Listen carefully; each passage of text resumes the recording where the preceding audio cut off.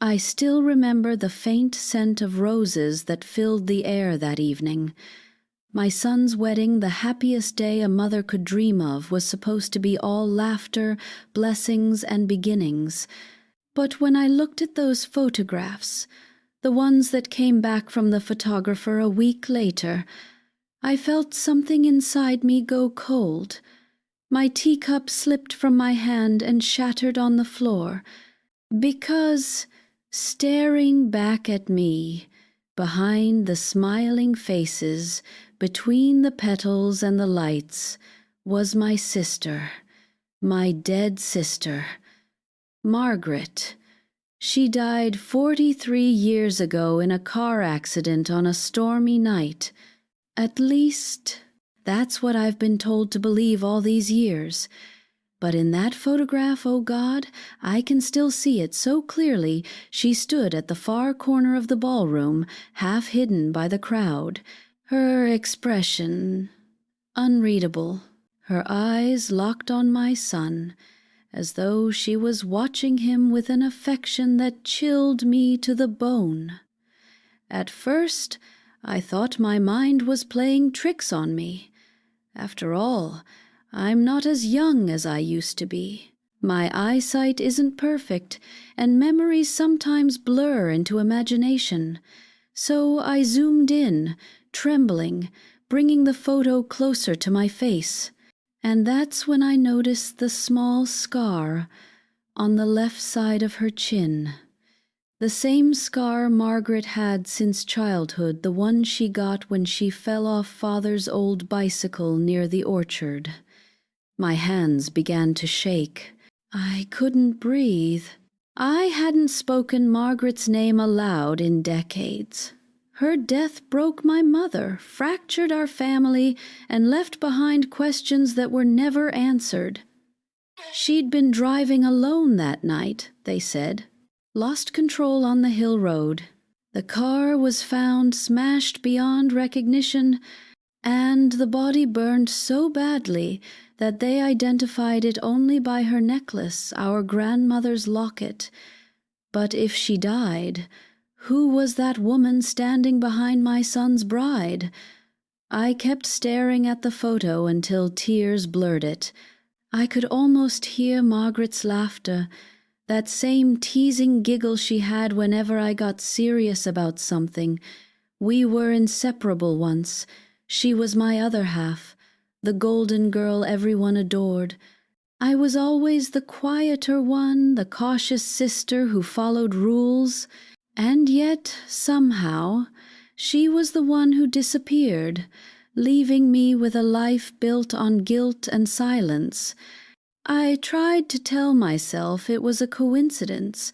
Maybe it was just someone who looked like her, a distant cousin, a guest from the groom's side I hadn't met. But when I flipped to another photo, the one where the couple was cutting the cake, there she was again, closer this time, standing directly behind me. Her face turned slightly toward the camera, as if she wanted me to see her. That night, I couldn't sleep.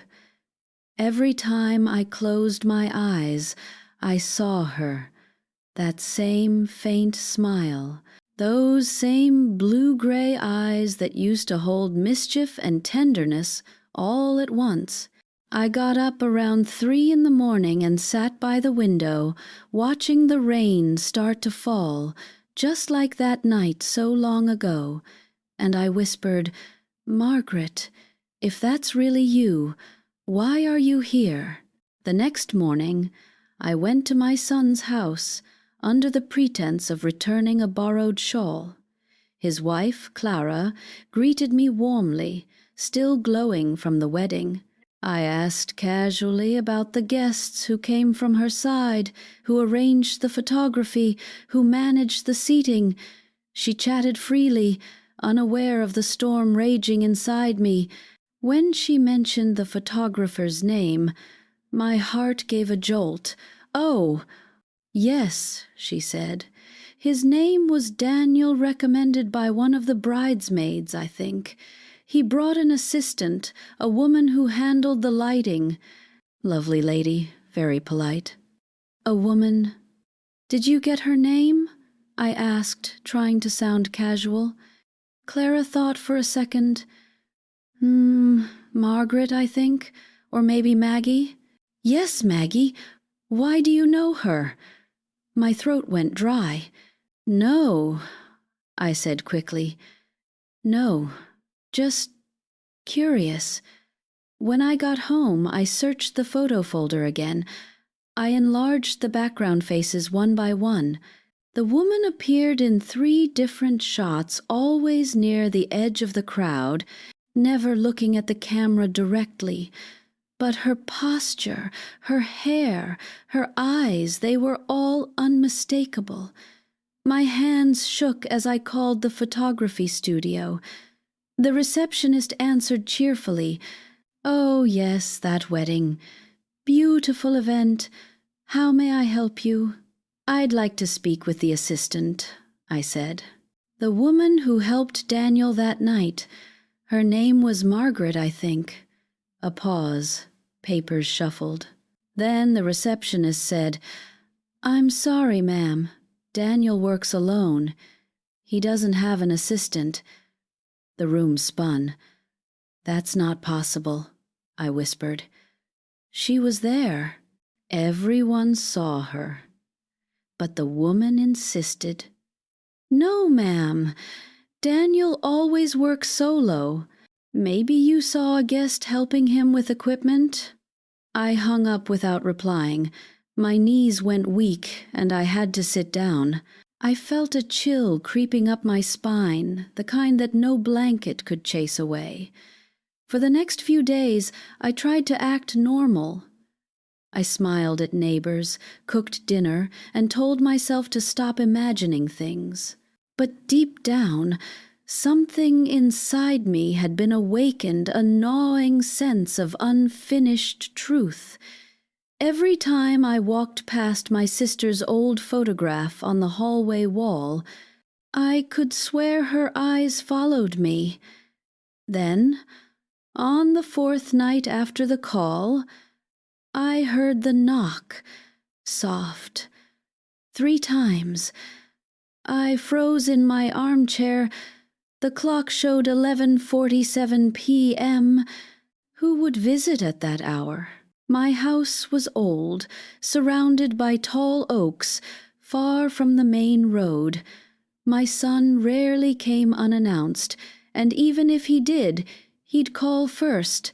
The knock came again. I stood up slowly, heart pounding, and went to the window. The porch light flickered faintly through the rain. I could just make out a shadow near the gate, tall, still, facing the door. And then a voice. "Eleanor?" My name, whispered like a memory. My knees nearly gave out. That voice, I hadn't heard it in 40 years, but I would know it anywhere. It was her, Margaret. I pressed my trembling hand against the cold glass, afraid to blink. The shadow shifted slightly, but before I could open the door or call out, lightning flashed and the porch was empty. The next morning, muddy footprints trailed up my front steps. Rain makes the house speak, wood sighing, pipes whispering, the porch ticking as it cools. That morning the sounds were louder, as if the place itself was trying to warn me. I opened the door with a groan and stared at the trail of muddy half-moons stamped up the steps, across the porch, and right to my doormat. They were not a child's, not a man's with heavy treads. These were narrow, a woman's, the heel marks shallow, as if she walked with care. I touched one print with the back of my fingers like you'd test a fever. Cool, real. I followed them with the reverence of a pilgrim, tracing a holy path until they vanished at the threshold, as if the night had simply delivered her to my door and then swallowed her whole. The teacups rattled on the sideboard. I closed the door and leaned my forehead against it, breathing in the faint smell of damp leaves and old roses. I could still hear that whisper my name floating through rain which made the morning feel crumpled around the edges. I went to the hall and lifted the frame of Margaret's photograph from its nail. She's about 19 in that one, chin tipped down, eyes lifted at the camera with that mischievous tenderness I used to envy. She wore the locket, of course. The locket that identified the body they cremated. A locket that should have turned to ash. I held the frame closer. The glass was smudged, as if someone had touched it with wet fingers. A crescent print shimmered when it caught the light. I needed air, and I needed answers. I wrapped my shawl tight and took the bus to the studio listed on the photography receipt, the card I had tucked into the drawer like an invitation to a fight I hadn't yet agreed to attend. The studio sat above a florist on King Street. The florist windows were clouded with condensation, buckets of peonies and eucalyptus pressed against the glass like gossiping women. I climbed the narrow stairs, calf muscles aching, and stepped into a small square room that smelled of printer ink and coffee gone cold.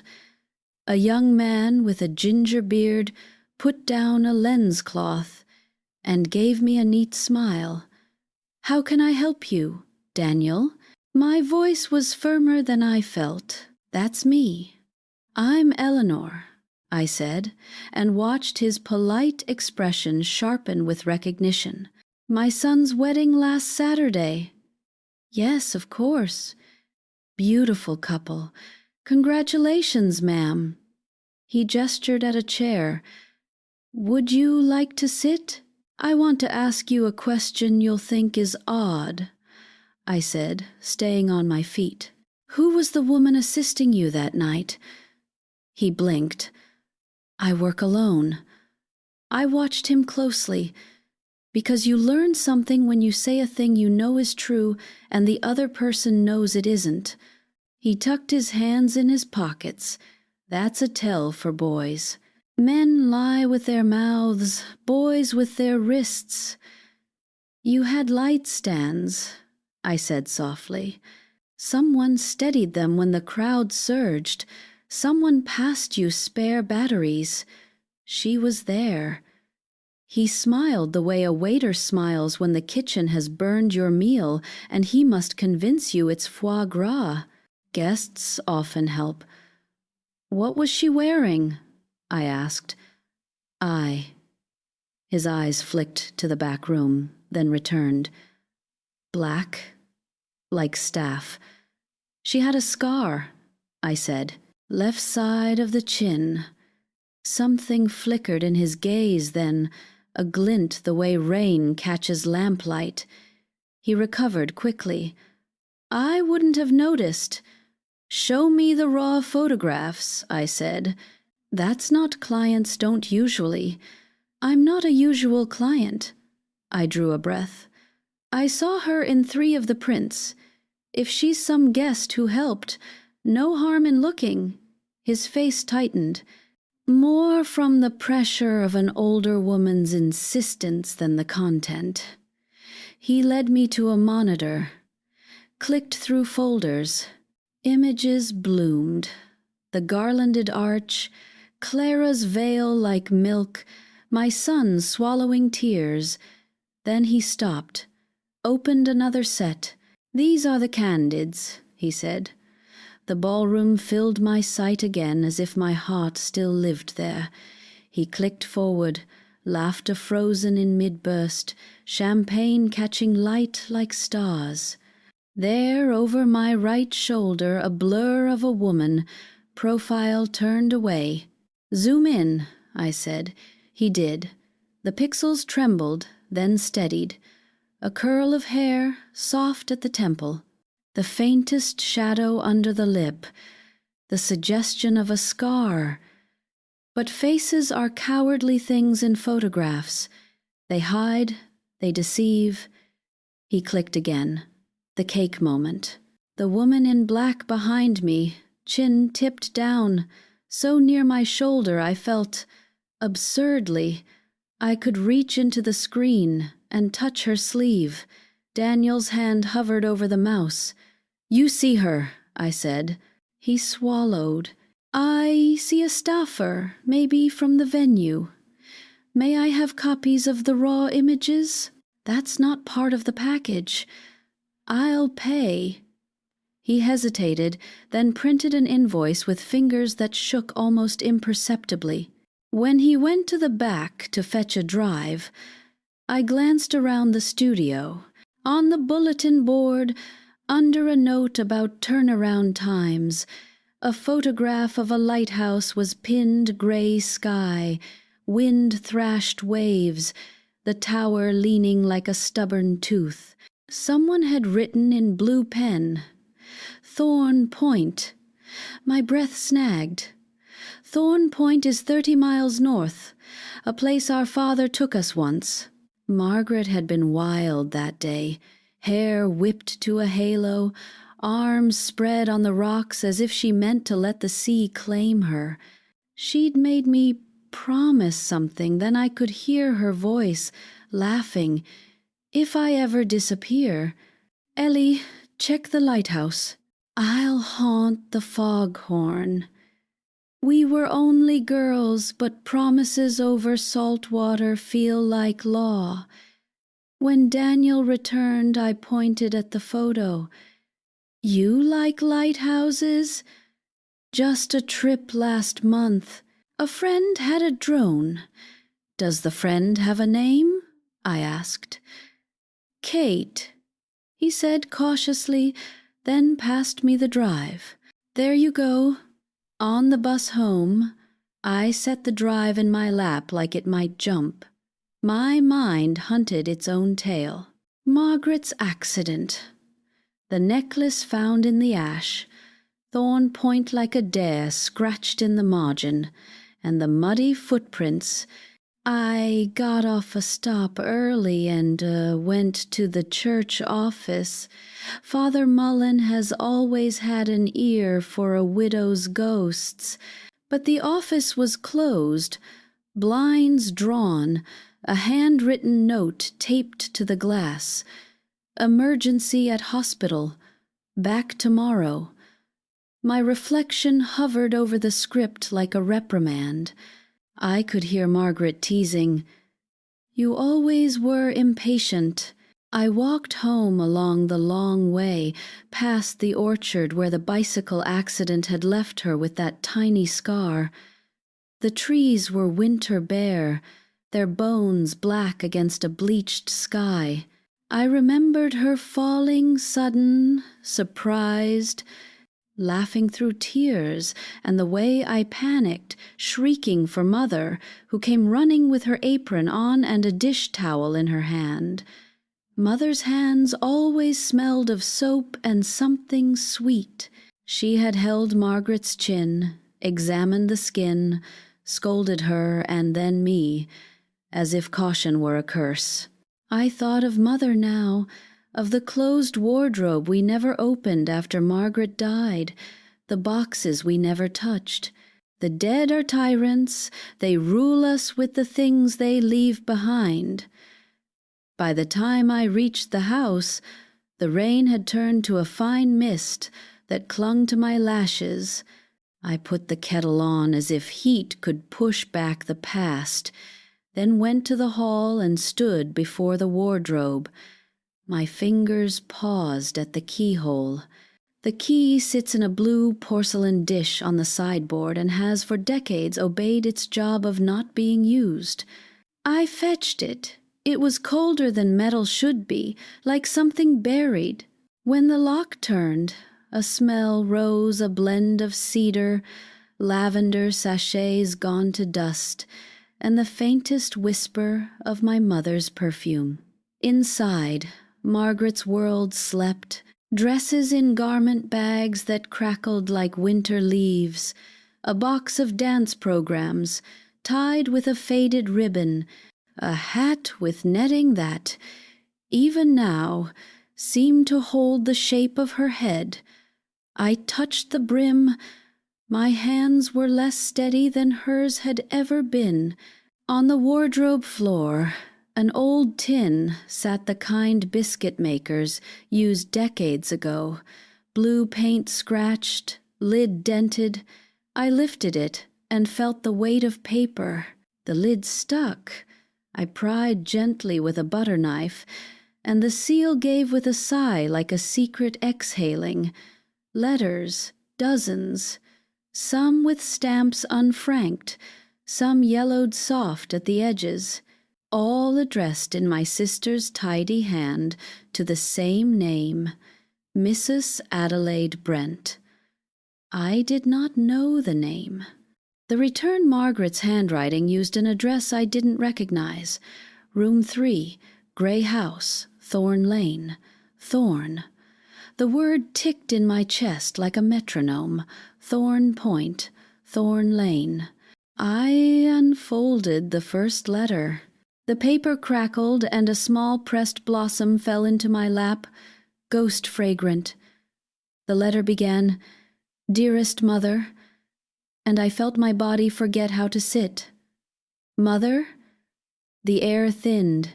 I stared at the salutation until the ink moved. "Our mother's name is Beatrice. Adelaide is no one," I read on. "Dearest Mother, I did as you asked.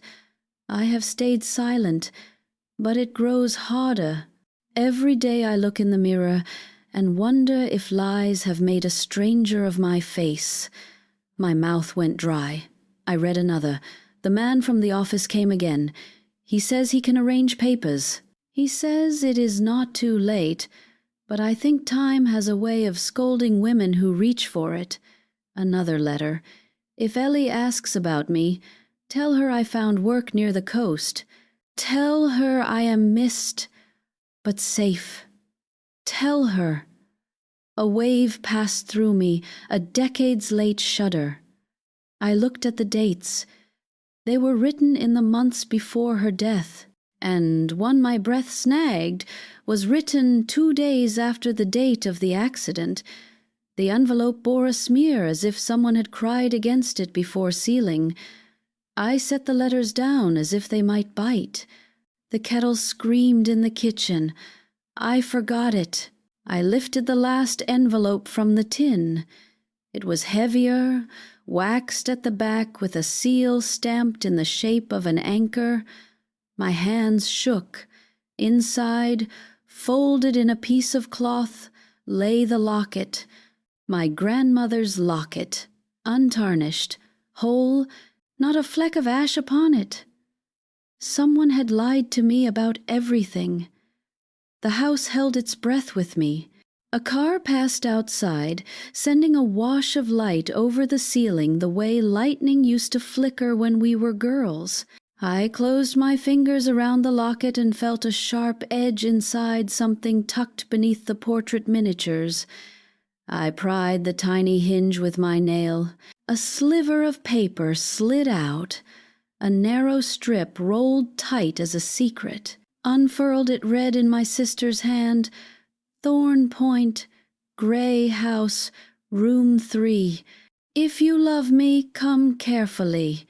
Then, faintly, as if ink could tremble, "He is still watching."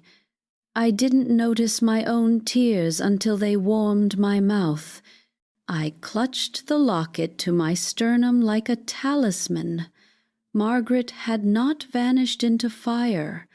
She had been hidden, perhaps hiding, perhaps trapped in some arrangement, stitched together by our mother and a stranger with an office and a talent for forging lives. And somewhere in that coast air, in a grey house under a lighthouse's watchful blink, there was a room where my sister might have sat and waited for me to be brave. I washed my face, tied my hair back with a trembling ribbon as if order could be borrowed from neatness, and pulled my worn coat from its hook.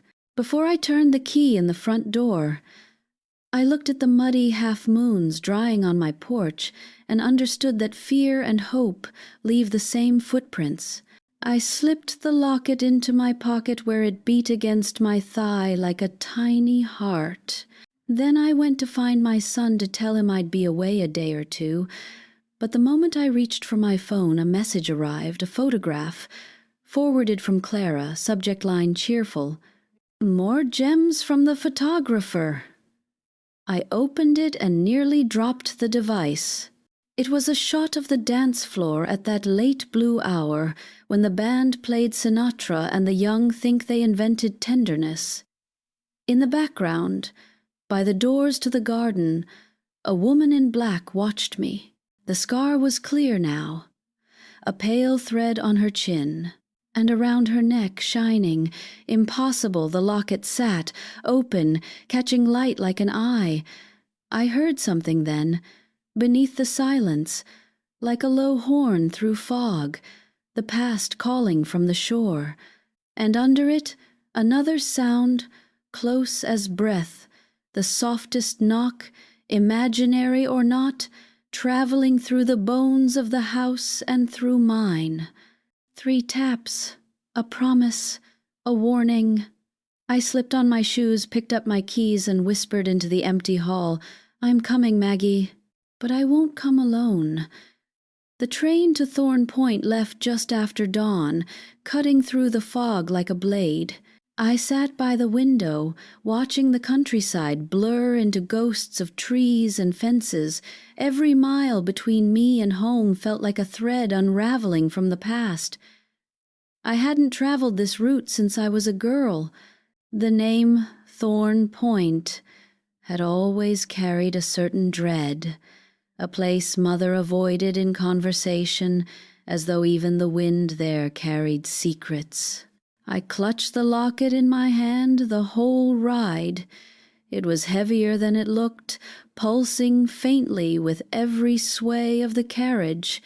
Inside, Margaret's tiny portrait smiled, that same half-smile I once adored and now feared. I kept replaying that final message in my mind. "If you love me, come carefully. He is still watching." Who was he? The stranger from the office? Someone Mother knew? Someone who made my sister vanish into ashes that never burned? When I reached the coastal town, everything felt frozen in time. Thorn Point was smaller than I remembered rows of stone cottages leaning into the sea wind, their roofs glistening with salt. The lighthouse stood in the distance like a pale sentinel, half swallowed by the mist, and just below the hill road a faded sign pointed toward Grey House Lodging. My heart jolted.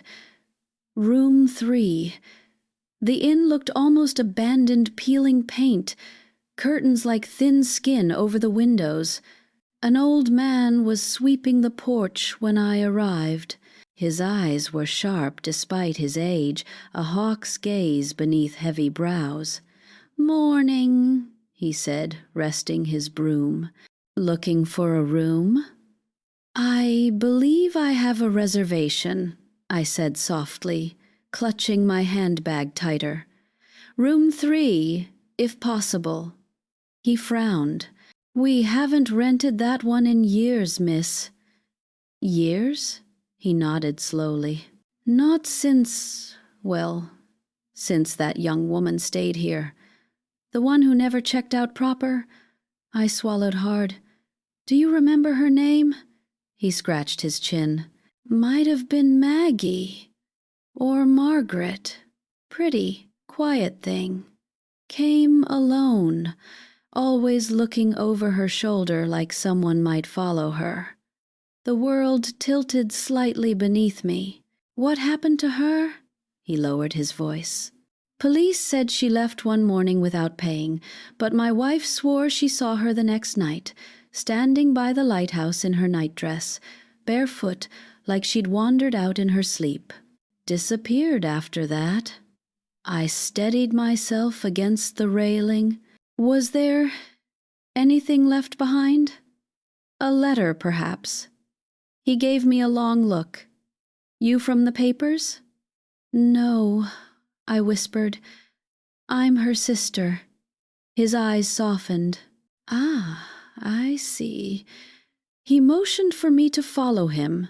Inside, the air smelled of must and rain-soaked wood. The walls were lined with faded photographs, old guests, sailors, the lighthouse glowing like a ghost in the background of each frame. He led me up a narrow staircase, every step creaking as though warning me back. At the top he stopped before a door marked 3. We never opened this one since she left, he said. My wife said it's bad luck. I touched the knob. It turned easily. The room was small, with pale wallpaper peeling at the corners. Dust covered everything except the bedspread, which looked oddly clean, as though someone had sat there recently. A chill ran down my spine. By the window, a small writing desk stood. On it, a cracked mirror leaned against the wall, and tucked behind the mirror's frame was an envelope, yellowed, brittle, with my name on it. I froze.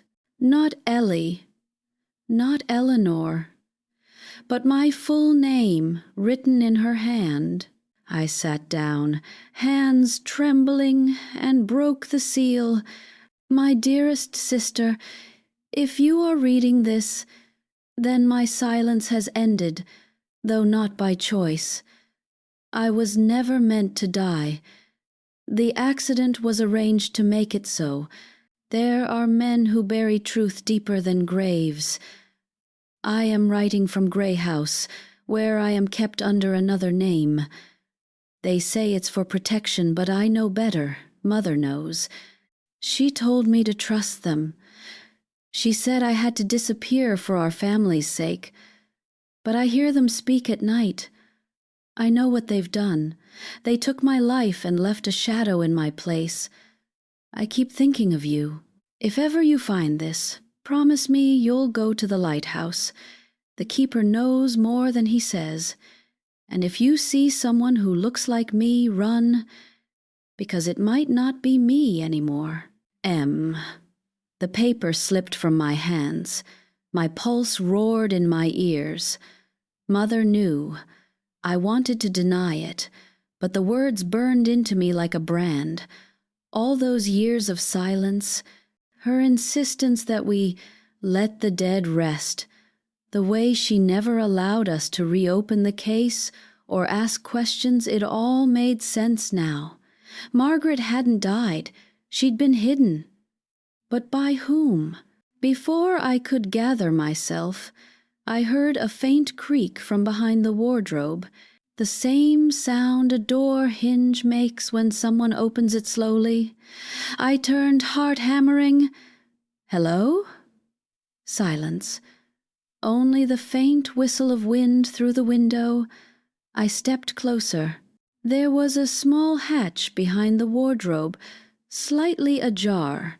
My hands shook as I pulled it open.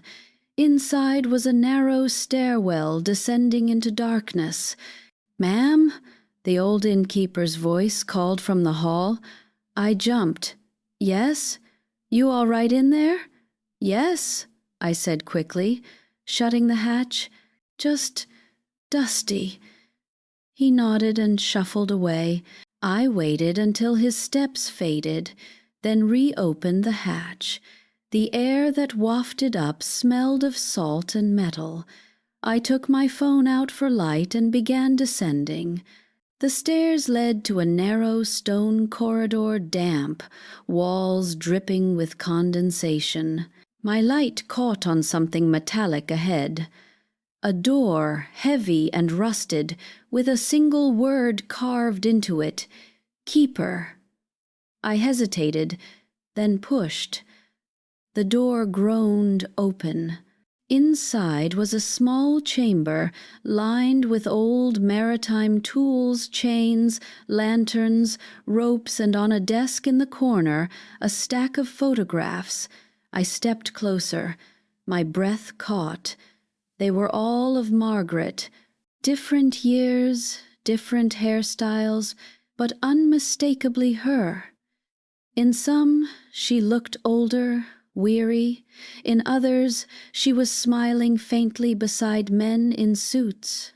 One photograph showed her standing by the lighthouse with a man whose face had been torn from the image.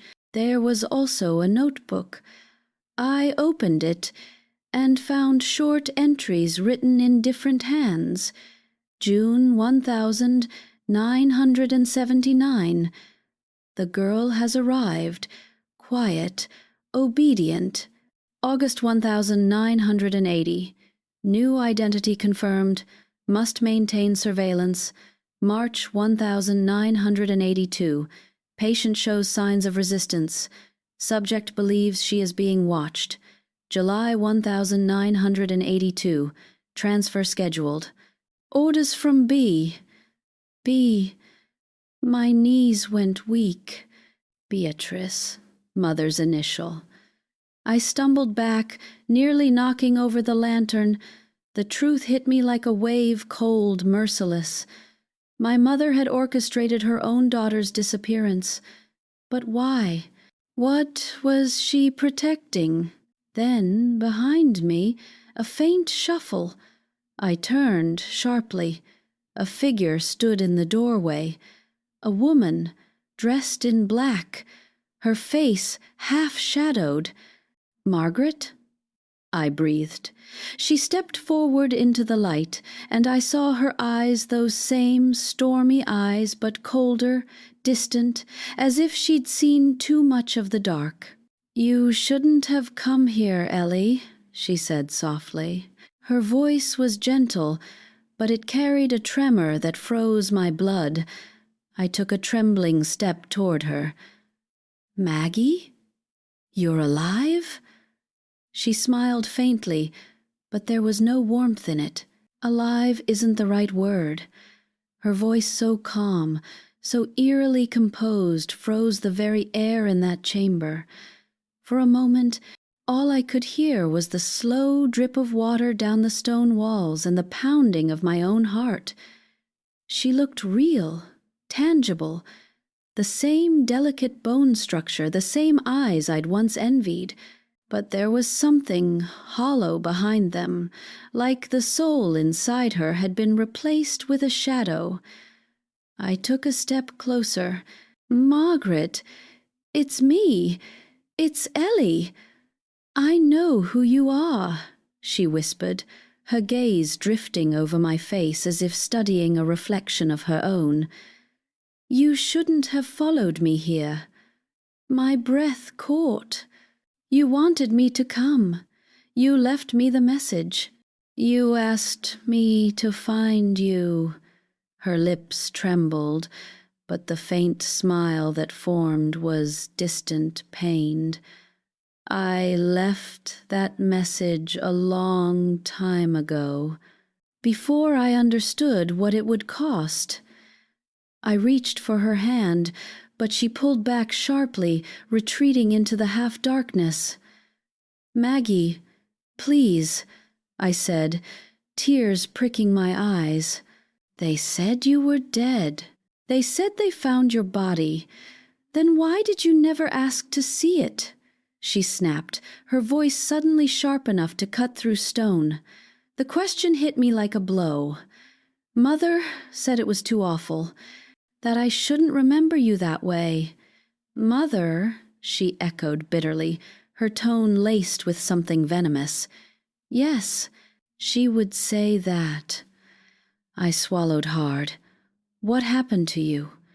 She turned away, running her fingers along the rusted pipes, almost absent-mindedly. I thought I could run. I thought if I disappeared, they would stop looking for me. But I was wrong. They needed a death, you see. A clean ending. A burned body, a necklace, and a grieving family. It was easier that way. Who needed it? I pressed. She looked back at me with eyes that glistened with fury and fear. The same man Mother trusted.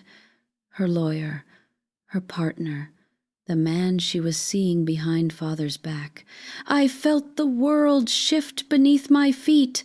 Mother? She thought she could protect me from scandal, Margaret said quietly. But when I found out, when I confronted him, he didn't try to silence me. He convinced her that I needed to disappear. He told her the newspapers were sniffing around, that if the truth about their affair came out, it would destroy everything. So she agreed. She helped him fake my death. I stared at her, unable to breathe. They staged the accident? She nodded slowly. The fire was real, but the body wasn't mine. A chill rippled through me. Then whose was it? She hesitated. A young girl who worked for him. A maid. She was pregnant. He said he'd take care of her. Mother didn't ask questions. I didn't know until it was too late. They killed her, burned her in my car. Her baby died with her. The room swam. I stumbled against the wall, bile rising in my throat. No, you can't mean... I tried to tell Mother afterward, Margaret whispered, her voice cracking.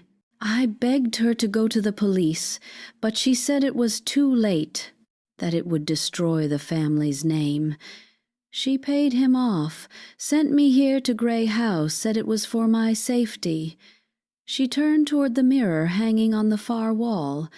Its glass was warped, old, but the reflection that stared back made my blood run cold, because in the mirror's surface, Margaret's face wasn't hers.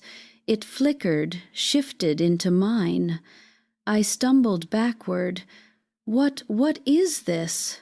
She turned to me, and for a moment her voice softened. He didn't just hide me, Ellie. He used me. The same man Robert Hale ran something darker. A network of women made to vanish. Women with faces close enough to others to take their place. I was his first experiment. He called it the mirror trade. Her words barely made sense.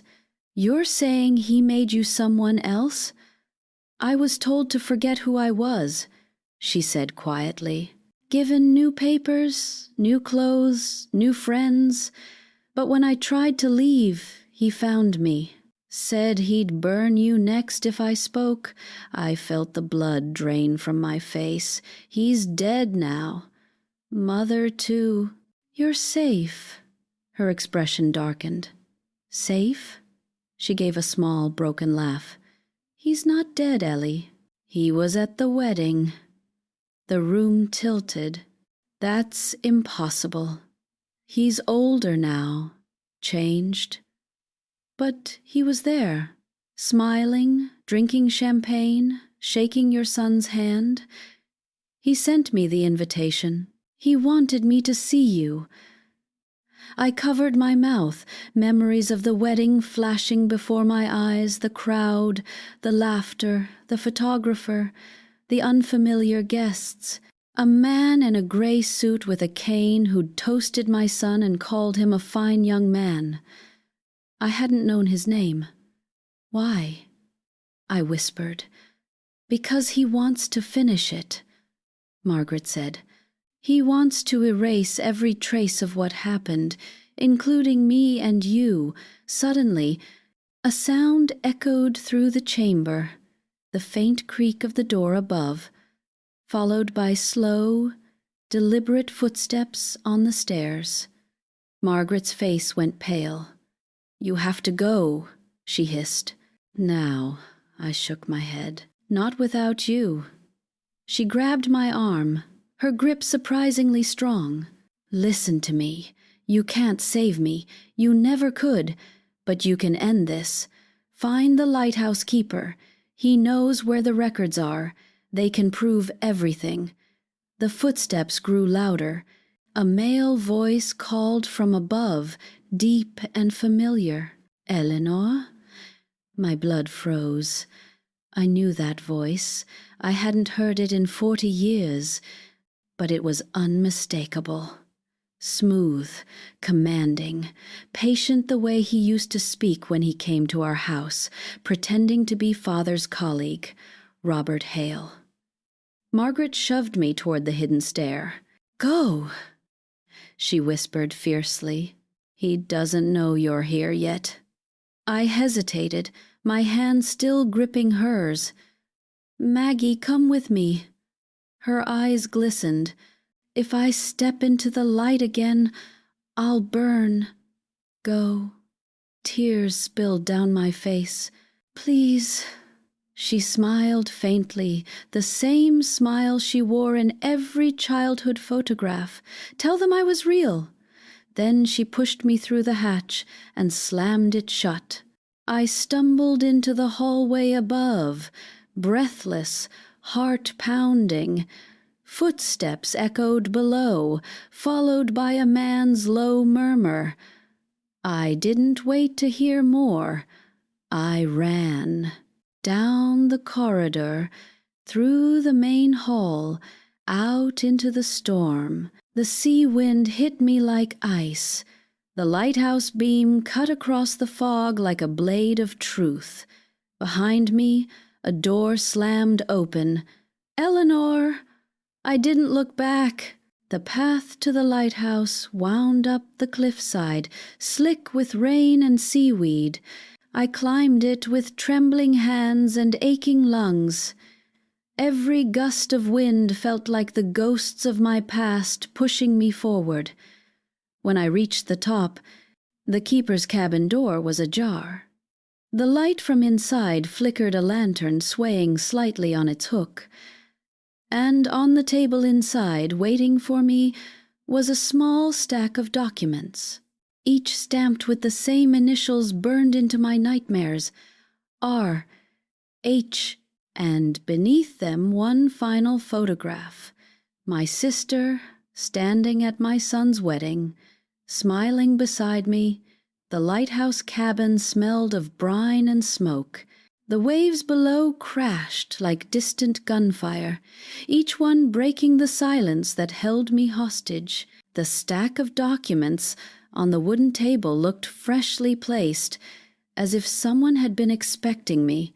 My name, Eleanor Whitmore, was scrawled across the top sheet in thick, hurried ink. Beneath it lay a set of photographs, government seals, and a half-burned journal bound with string.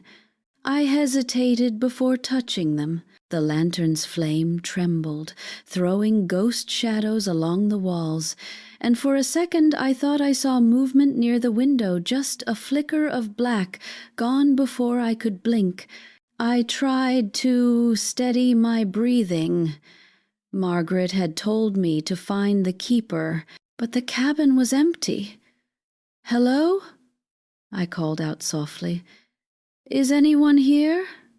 Silence. Only the groaning of the old tower above me, the steady rotation of the beacon sweeping across the mist. I looked around. The kettle on the stove was warm, the chair by the fire still indented. Whoever the keeper was, they'd left only moments ago. I sat and pulled the journal closer. The first page was labeled Observation Notes, 1979, 1983. The handwriting was neat, military, almost clinical. Subject M.W. delivered to Gray House by Mrs. B. Whitmore, per directive from R. Hale. Purpose undisclosed. Subject compliant, though distressed. No external communication permitted. My hands trembled as I turned the page. April 1980. Subject continues to write letters to Eleanor. All intercepted. Mrs. Whitmore instructed destruction, but letters archived under Box 1-2 for record. Subject displays signs of paranoia, claims she is being watched from the mirror. The next page was darker ink blotched, words scrawled over themselves. June 1982. Orders to terminate observation. Subject transferred. Hale personally collected her. Mrs. Whitmore present. Both signed final report. I was told to burn the files. I did not comply. I froze. My mother had signed something. A report. Proof she knew. Proof she helped. Then another line. If anyone finds this, go to the archives under the lighthouse floor. She's still out there. Hale never stopped. A chill climbed my spine. I looked toward the trapdoor near the base of the spiral staircase. It was bolted shut with a heavy iron latch.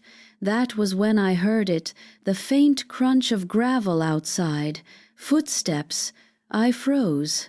Slowly, I turned down the lantern's wick until the light dimmed to an amber whisper.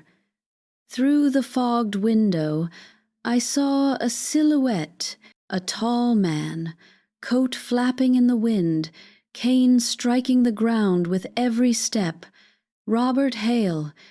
Even through the mist, I recognized the arrogant tilt of his chin, the deliberate way he walked as though the world itself owed him a clear path. He was older, yes, gray-haired, gaunt, but time hadn't softened him. It had sharpened him into something lean and deliberate. I pressed myself against the wall, clutching the locket. My mind screamed hide, but my heart whispered finish it. The door creaked open. Eleanor. His voice floated through the gloom, calm and confident. You should have stayed home. I didn't answer. My eyes darted to the trapdoor. The bolt looked rusted but weak. If I could just pry it open before he reached me. He stepped inside, closing the door behind him. The cane tapped twice on the floor. You found the journal, didn't you? My voice came out steadier than I expected. You killed her. He smiled, a cold, polite stretch of lips. Killed? No, my dear, I preserved her. Do you know how valuable your sister was? How extraordinary? I gripped the edge of the table. She was a person, not your experiment. She was perfect, he murmured, stepping closer. A mirror, a reflection so precise that no one ever questioned her place. Do you think identity is fixed, Mrs. Whitmore? It's not. It's fluid, replicable. People like your sister proved that. You faked her death. You trapped her here. She volunteered, he said, almost kindly. For her mother's sake. Beatrice understood what was at stake: reputation, legacy, inheritance. Your family couldn't afford scandal. And when Margaret became a liability, we gave her another life. I shook my head. You lied to her. You used her. His smile vanished. She couldn't keep her mouth shut, so I had to ensure she stayed manageable. You mean imprisoned. He lifted the cane and pointed it at me like a weapon. You have your mother's defiance. She came here once, too, years after the arrangement, begging to see her daughter. I let her look through the glass. Do you know what she said when she saw what Margaret had become? I didn't speak. He leaned closer, voice dropping. She said, "Burn it. No one must know. My knees buckled. "You're lying." He smiled faintly. "Am I?" He reached into his coat pocket and pulled out a small photograph, tossing it onto the table. My stomach twisted. It was my mother standing beside him in front of Grey House, her expression cold, detached, her gloved hand resting on his arm. "Your mother was the architect of it all," Hale said softly. "And now you've followed her path. So tell me, Eleanor, do you want to vanish too?" Something inside me snapped. I grabbed the lantern and swung it at him. The flame burst against his sleeve, and he stumbled back with a hiss. I ran to the trap door, kicked the bolt, and forced it open. The stench of sea air and rot rushed up at me. Without thinking, I climbed down the ladder into the darkness. The space beneath the lighthouse was a maze of stone and steel, an old bunker from wartime days. My phone's light trembled across rows of metal cabinets labeled Archive 112. I yanked open drawers, scanning files, women's names, dates, photographs, all stamped with R, H, and coded numbers. The mirror trade. It wasn't just Margaret. There were dozens of women. I found her file near the bottom. M.W. Subject 001. Attached was a birth certificate marked deceased. But behind it, another paper, one that made my breath catch. A hospital report dated just 2 years ago. Patient admitted under alias M. Hale. Condition: amnesia. Recurring dissociative state. Guardian: R. Hale. She was alive.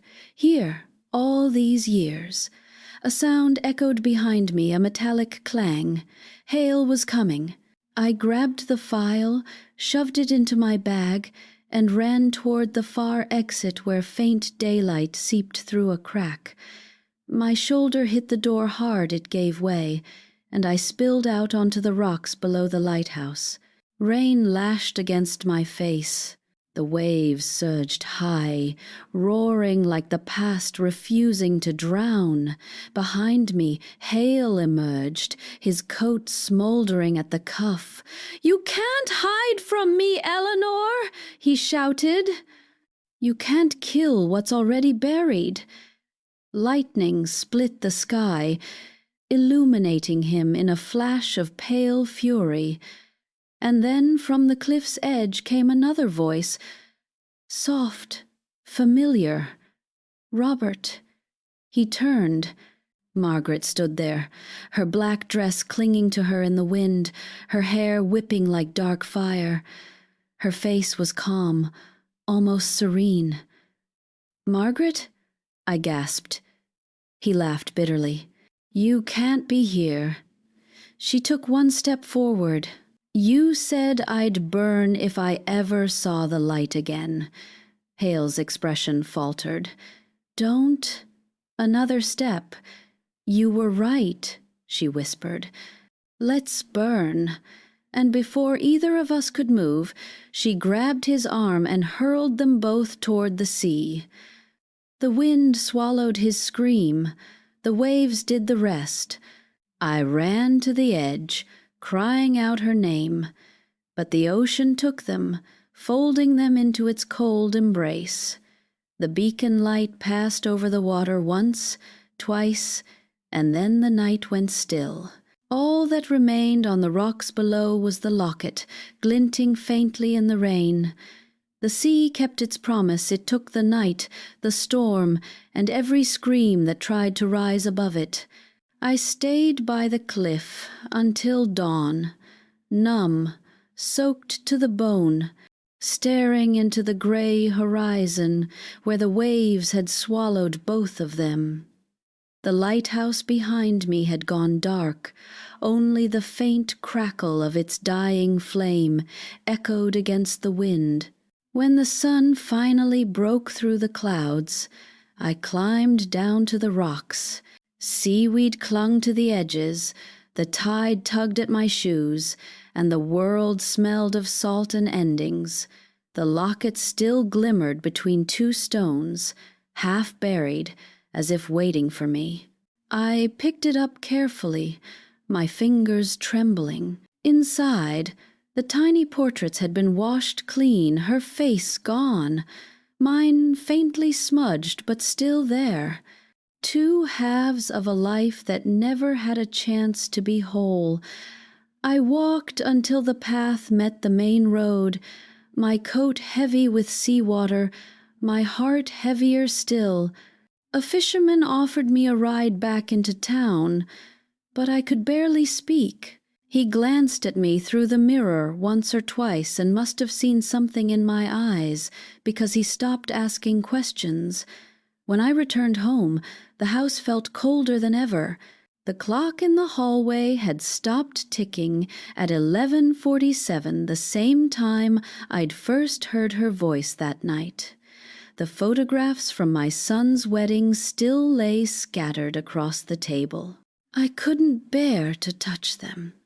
Not yet. I made tea I couldn't drink and sat by the window as rain began again, softer this time, almost forgiving. My hands wouldn't stop shaking. Every time I blinked, I saw her face in the fog, her hair whipping in the wind, that final, quiet smile before she let go. But she had done it. She'd ended him, ended the curse of silence. Hours passed before I found the strength to open my bag.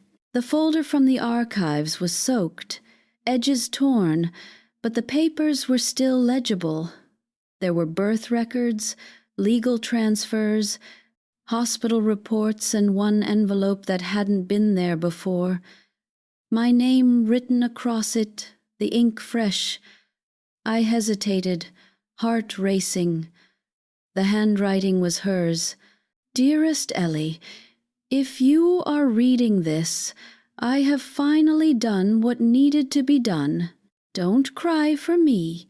I've been gone a long time, long before the fire, long before the lies. What you saw at the wedding wasn't an accident. I wanted you to see me, to know I never stopped watching over you. He made me forget, but he could never erase what bound us. That night, when I looked at your son, I saw our family's second chance. You gave him the life neither of us had. That's why I came back, to make sure he was safe before I left for good.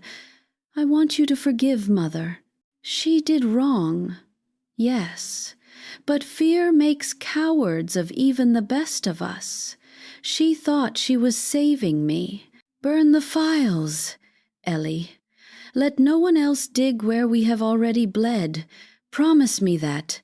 Let the truth die with me this time. Always your Maggie. Tears blurred the ink until the words bled together like watercolors.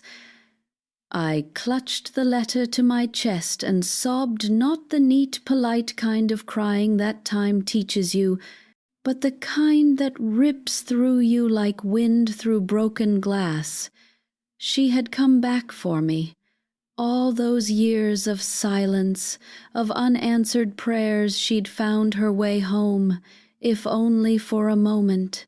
I must have fallen asleep there by the window, because the next thing I remember was waking to the sound of my phone vibrating against the table. My son's name flashed on the screen. "Mom?" he said, his voice bright, unaware of the storm I'd lived through. We got more wedding photos from the backup drive. Clara's uploading them now. My throat tightened.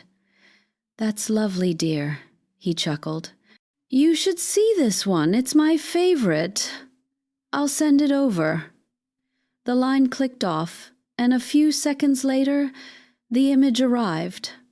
My breath hitched when I opened it. It was the last photo taken that night, the very end of the reception. The dance floor was empty except for my son and his bride swaying together. In the corner, near the archway, stood a woman in a dark dress, smiling faintly. "Margaret." I leaned closer. Her face was clear this time, not blurred, not hidden. Her eyes soft, proud, almost at peace, and behind her, faintly visible through the glass doors, stood another figure, my mother. Her expression unreadable, but her hand rested on Margaret's shoulder. For a moment, I thought I might be hallucinating again. But then I noticed something I hadn't before. The reflection of the photographer in the glass. He wasn't Daniel. It was Hale. His face half-lit, his eyes locked on Margaret as if realizing too late that he'd been captured in his own haunting. My stomach turned, but before dread could take hold, I noticed the timestamp 2:14 a.m. Long after the party had ended, long after everyone had gone home. It was impossible. The ballroom had been empty. I printed the photo, set it beside her letter, and lit a candle. The flame flickered gently, casting a soft glow across her handwriting. For the first time in decades, the house didn't feel haunted. It felt watched over. Still, something kept tugging at me. A need to finish what she started. She'd asked me to burn the files, to let the truth rest. I thought of all those women's names, all those stories buried beneath Hale's empire of lies. Could I really erase them? I went to the fireplace, the folder heavy in my hands. The papers whispered as I opened them one last time. Faces of women, some young, some old, all lost, all taken. My sister's name among them. "No more," I whispered. "You deserve peace." I dropped the folder into the fire.